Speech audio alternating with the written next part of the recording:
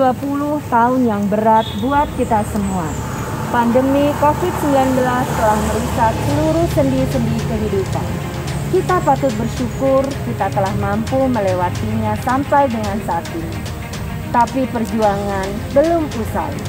Mari satukan langkah, satukan tekad, lawan COVID-19. Selamat datang tahun 2021. Terus berdoa, terus berjuang, tetap semangat, tetap sehat.